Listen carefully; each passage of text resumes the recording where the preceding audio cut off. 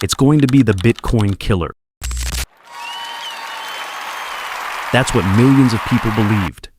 Target, OneCoin, led by Dr. Ruja Ignatova, the so-called Cryptoqueen. Industry, financial fraud / Ponzi scheme. Annual revenue, $4 billion. Stolen, not earned, stolen. The cost, the life savings of thousands of retirees, farmers, and everyday investors wiped out overnight. Now, let's put this in perspective.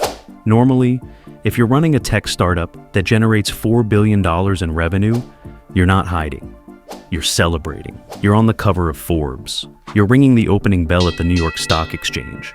Venture capitalists are throwing money at you. You're the darling of Silicon Valley, the golden child of Wall Street. But for Ruja Ignatova, the self-proclaimed crypto queen, it was a little different. She didn't have to worry about quarterly earnings reports or shareholder meetings. No, Ruja had to worry about the fact that her flagship product, the thing that was supposed to make everyone rich, didn't actually exist. Most CEOs worry about a server crash, a bad quarter, a negative earnings call. Ruja? She worried about the FBI finding out that her revolutionary blockchain technology was nothing more than an Excel spreadsheet with fancy formatting. So how did a woman in a ball gown, standing on stage at Wembley Arena, convince the world to invest $4 billion into absolutely nothing? And more importantly, where is she now? You know the crime, but you don't know the cost. This is Profit Behind the Scenes, where we analyze the logistics and financials of the underworld. To understand how OneCoin worked, you need to completely change your frame of reference. Stop thinking of it as a cryptocurrency exchange. Stop thinking of it as a tech company. Start thinking of it as a cult. Basically, OneCoin was the Tupperware of the crypto world, except without the plastic containers, without the product, without anything real at all. They used what's called a multi-level marketing structure, or MLM. Now, if you've ever had a friend try to sell you essential oils, weight loss shakes, or leggings at a wine night, you already know how this works. But OneCoin took the model and weaponized it. Here's the breakdown. They knew that selling fake cryptocurrency was illegal. It's fraud. It's a crime. So legally, they couldn't just sell coins. That would be too obvious. Instead, they got creative. They sold education packages, PDFs, PowerPoints, videos about blockchain technology and trading strategies. Now, here's the kicker. These education materials were plagiarized, copied and pasted from free internet sources. They repackaged Wikipedia articles and YouTube tutorials, slapped a OneCoin logo on them, and charged thousands of dollars. When you bought one of these education packages, you got free tokens as a bonus. See the trick? They weren't selling cryptocurrency. They were selling education. The coins were just a gift. A little thank you for your purchase. But the real money, the actual business model, didn't come from selling those packages. It came from recruiting. You buy a package, you recruit your aunt. She buys a package, she recruits her neighbor. The neighbor recruits his coworker. And every single time someone in your downline makes a purchase, you get a commission. You weren't just an investor, you were a salesperson. You were the marketing department. You were the distribution network. The users weren't the investors. The users were the product. It sounds simple, right? It's just network marketing. It's just direct sales. Except here's the problem. Unlike selling makeup or vitamins or kitchen gadgets, there was no product. They were selling air. They were selling hope. They were selling a dream wrapped in blockchain buzzwords and PowerPoint presentations. And for a while, it worked beautifully. Now, here's the thing about stealing $4 billion from everyday people. You can't exactly keep it under your mattress. You can't just deposit it into a Chase checking account and call it a day. So, the organization had to build what I can only describe as a financial labyrinth. A maze so complex that even forensic accountants are still trying to untangle it. They utilized a massive network of shell companies. Think of it like a global game of hide and seek, except the stakes are prison time, and the playground is the entire world. Here's how it worked. Money comes in from investors in the UK. That money gets wired to a shell company in Dubai. From Dubai, it hops over to Singapore. From Singapore, it gets buried in the Cayman Islands. From the Cayman Islands, it might bounce to a holding company in Belize, then into a trust in Hong Kong, then into real estate in Bulgaria. They moved money so fast, through so many jurisdictions, that by the time one bank started asking questions, the funds were already 3 countries away. And they weren't just moving cash. They were converting it. Luxury real estate in London, yachts docked in Monaco, diamonds, fine art, high-end watches, anything that could hold value and be easily moved across borders. Ruja herself reportedly bought a penthouse in Sofia worth 11 million euros, cash, no mortgage, no questions. They were drowning in money, but they had one fatal flaw, one weakness that every Ponzi scheme eventually faces. You can't launder a lie forever. Eventually, the banks started noticing. Compliance officers started flagging transactions, regulators started asking questions, and when you're moving hundreds of millions of dollars through banks that are supposed to be monitoring for money laundering, you're playing with fire. But Ruja was always one step ahead. By the time a bank realized the cryptocurrency didn't actually exist, the money was already gone, converted into assets that couldn't be easily traced or seized. The financial engineering was impressive, illegal, unethical, and devastating.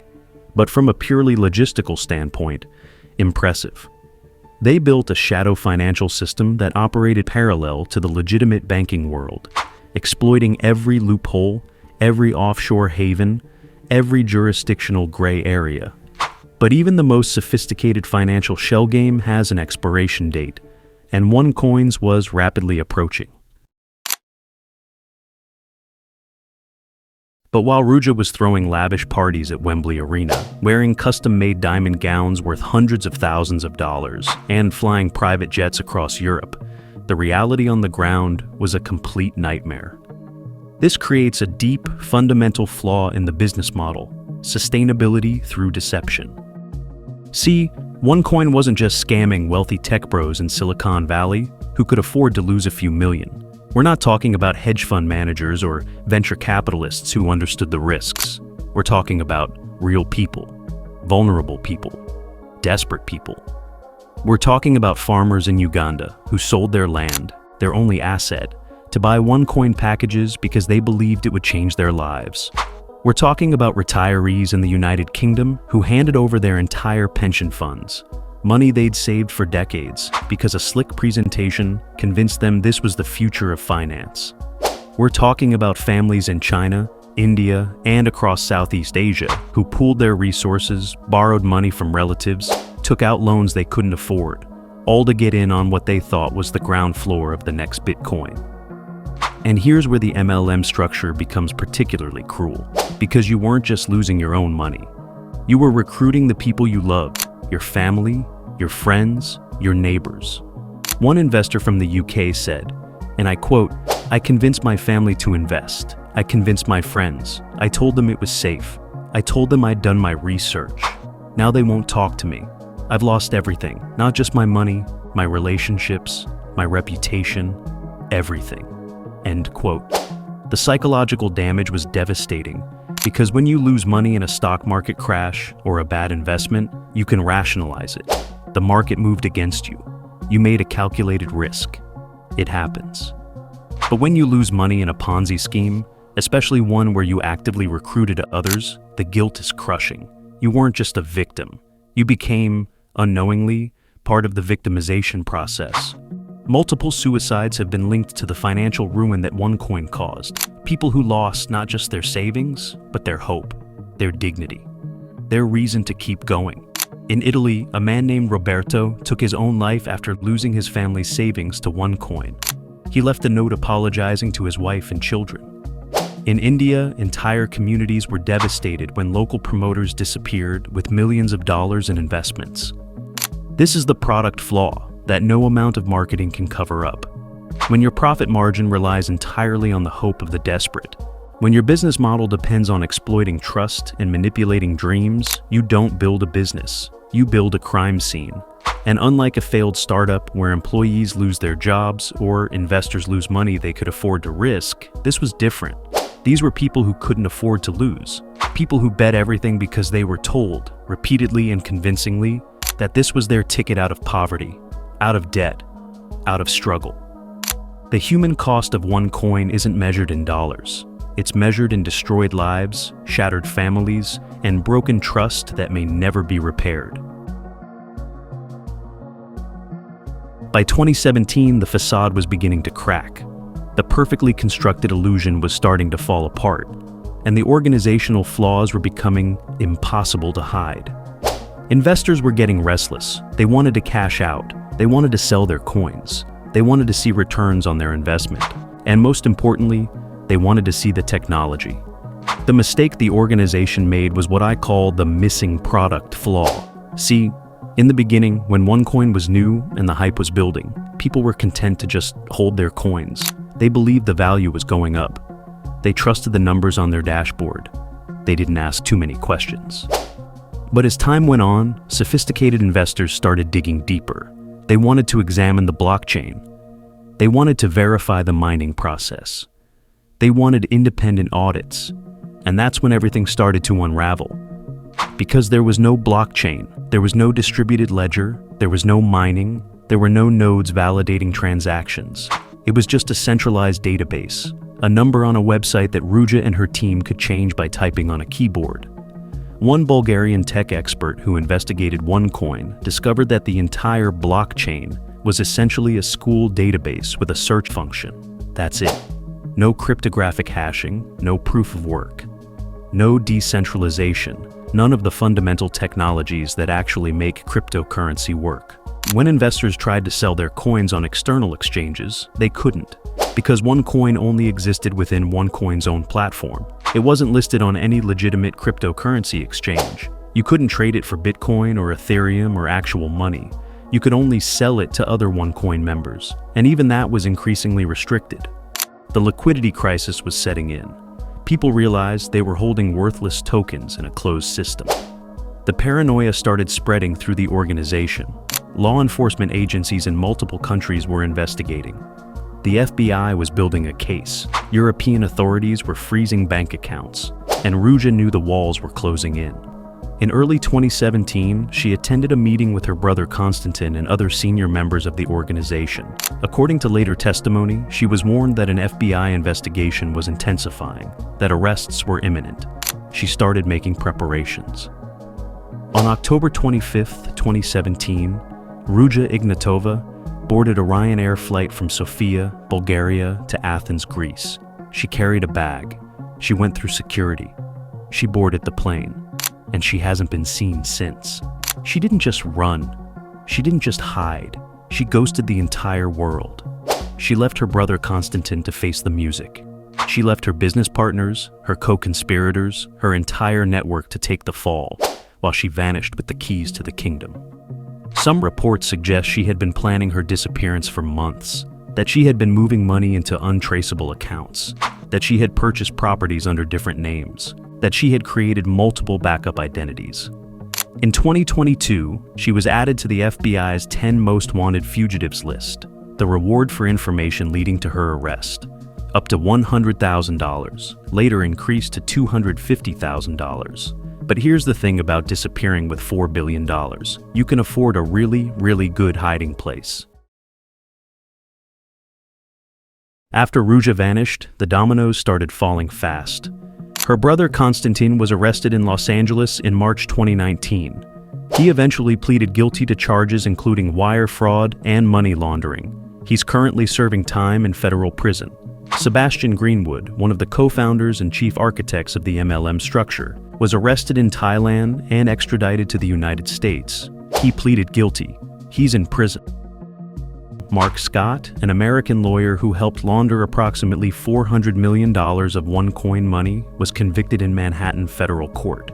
He tried to argue he didn't know it was a fraud. The jury didn't buy it. But Ruja? Still gone, still missing, still out there somewhere with billions of dollars. Theories about her whereabouts range from plausible to absolutely wild. Some believe she's in Russia, protected by oligarchs who helped launder the money. Some think she's in Dubai, living under an assumed identity. Some believe she underwent extensive plastic surgery and is hiding in plain sight. The darker theories suggest she might be dead, that perhaps she crossed the wrong people when moving money through criminal networks. that she became a liability someone decided to eliminate. But until a body is found or she resurfaces, she remains one of the world's most wanted fugitives. The OneCoin website stayed operational for years after her disappearance, maintained by die-hard believers and remaining promoters who either didn't know or didn't care that it was all a scam. Investors filed lawsuits, governments pursued criminal cases, but recovering the money has proven nearly impossible. It's scattered across dozens of countries, hidden in shell companies, converted into assets that are difficult to trace or seize. The search for Ruja Ignatova has become one of the most extensive international manhunts in financial crime history. And the more investigators dig, the more sophisticated her escape plan appears to have been. Europol has her on their most wanted list. Interpol issued a red notice. The FBI has dedicated significant resources to tracking her down. But here's the problem. When you have billions of dollars and a several-month head start, you can buy silence. You can buy new identities. You can buy protection. Intelligence reports suggest she may have traveled to Athens, then possibly to Dubai. Dubai doesn't have an extradition treaty with the United States, making it a popular destination for people running from American law enforcement. Other reports place her in Russia, possibly Frankfurt, possibly Hong Kong. The truth is, nobody knows for certain. What we do know is this: she had the resources and the intelligence to plan an elaborate disappearance. According to testimony from her brother, she had been moving money into secure locations for months before she vanished. She had been creating backup plans, establishing safe houses, building networks that could support a life on the run. One investigator described it as the best-funded disappearance in criminal history. Meanwhile, the victims are left with nothing. No compensation, no justice, no closure. Class action lawsuits have been filed in multiple countries, but when the money is hidden across dozens of jurisdictions and the person responsible is a ghost, legal remedies become nearly impossible. Some estimates suggest that less than 10% of the stolen funds have been recovered, the rest gone, vanished along with the Cryptoqueen herself. So, what can we learn from the rise and fall of OneCoin? What are the takeaways from a $4 billion fraud that fooled millions of people across the globe? First, the fundamental truth about Ponzi schemes and MLM scams. If the profit comes from recruiting rather than selling an actual product, it's a mathematical time bomb. The math is simple and unforgiving. You start with one person. They recruit 2 people. Those 2 recruit 4. Those 4 recruit 8. It sounds exponential. It sounds like everyone can win. But here's the problem. Eventually, you run out of people. The Earth has a finite population. Every pyramid scheme, every MLM, every Ponzi eventually hits a wall where there aren't enough new recruits to pay the people at the top.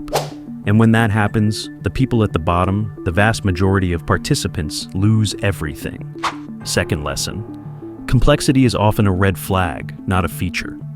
OneCoin's pitch was deliberately complicated. Blockchain technology, mining packages, trading education, cryptographic algorithms. They buried the scam under layers of technical jargon that most people didn't understand. And that's intentional.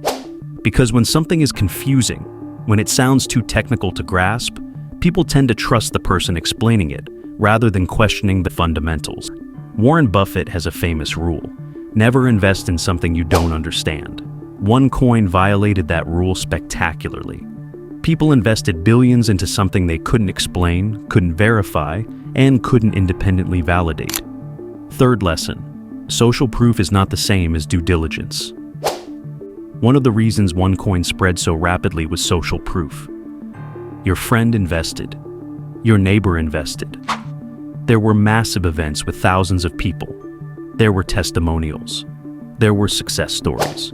But social proof is not evidence. Popularity is not validation. Just because thousands of people believe something doesn't make it true. In fact, MLM structures are specifically designed to weaponize social proof. They turn every victim into a recruiter. They create an echo chamber where skepticism is discouraged and belief is reinforced. Fourth lesson. If it sounds too good to be true, it absolutely is. The promise of OneCoin was simple. Get in early, get rich quick. Minimal effort, maximum reward. The next Bitcoin. the opportunity of a lifetime. But legitimate wealth creation doesn't work that way. It requires value creation. It requires actual products or services that people need. It requires sustainable business models that can withstand scrutiny. OneCoin promised returns that defied economic logic. And whenever someone promises returns that seem impossibly good, you need to ask yourself, where is that money actually coming from? In OneCoin's case, the answer was simple. It was coming from the next wave of victims. The story of OneCoin isn't just about one woman who stole $4 billion and disappeared. It's about systemic vulnerabilities in how we think about money, technology, and trust. It happened during the cryptocurrency boom, when everyone was terrified of missing out on the next Bitcoin. Fear of missing out, FOMO, is a powerful psychological trigger, and scammers know how to exploit it. It happened in an environment where financial literacy is low and technological understanding is even lower. Most people don't understand how cryptocurrency actually works, which makes them vulnerable to sophisticated frauds disguised as legitimate innovations. It happened because regulatory systems couldn't keep pace with the speed of the scam. By the time authorities in one country started investigating, the money had already moved. And it happened because human nature is vulnerable to three things: greed, hope, and trust. Greed makes us believe we can get rich quick. Hope makes us believe that this time it will be different. Trust makes us believe the person presenting the opportunity, especially if that person is charismatic, confident, and surrounded by the trappings of success. Ruja Ignatova understood all of this. She understood that people didn't want to examine a blockchain. They wanted to believe in a dream. And she sold them that dream, packaged in PowerPoints and delivered from stages at Wembley Arena, wrapped in designer gowns and backed by the promise of financial freedom. The real tragedy of OneCoin is that the people who lost the most were the people who could afford it the least. The retirees who invested their pensions, the farmers who sold their land, the working class families who scraped together every dollar they had because they believed, genuinely believed, this was their way out. And when the scam collapsed, they weren't just financially ruined. They were emotionally destroyed, socially isolated, and psychologically devastated. Ruja Ignatova is currently on the FBI's 10 most wanted fugitives list. The $4 billion is largely unaccounted for, scattered across the globe in ways that may never be fully traced. Her brother is in prison. Her co-conspirators are in prison. But the Cryptoqueen herself remains free, somewhere in the world, living off the savings of people who trusted her.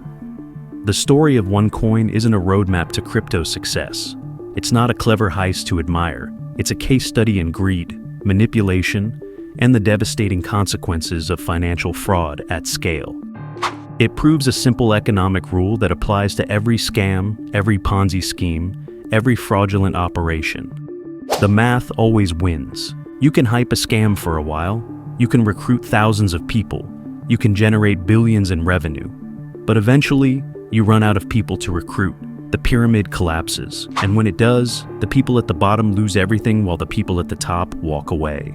Or in Ruja's case, fly away on a budget airline to Athens and disappear forever. The lesson here isn't about cryptocurrency. Bitcoin is legitimate. Blockchain technology is real. But OneCoin was neither of those things. It was a fraud dressed up in technological buzzwords, exploiting public confusion about an emerging technology to steal money from vulnerable people. So how do you protect yourself? How do you avoid becoming the next OneCoin victim? First, understand what you're investing in. If you can't explain how it works, don't invest. Second, be skeptical of anything that requires you to recruit others to make money. Legitimate investments don't require you to become a salesperson. Third, verify independently. Don't rely on testimonials or marketing materials. Find independent third-party verification. And fourth, if someone promises guaranteed returns with no risk, run. Because in the real world, every investment carries risk. Anyone who tells you otherwise is either lying or trying to scam you. If you're new here, welcome to Profit Behind the Scenes. We break down the hidden economics of the underworld, exploring the money, the power, and the fatal flaws of organized crime every single week. We're not here to glorify it. We're not here to make criminals look cool or smart.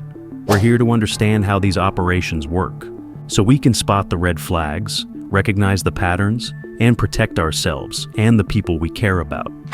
Because the next OneCoin is out there right now. It has a different name, it uses different technology, but the fundamentals are the same. It exploits trust, weaponizes hope, and profits from desperation. So, if you want to follow the money, if you want to understand the mechanics behind the headlines, click that red subscribe button below. Hit the notification bell so you never miss an episode.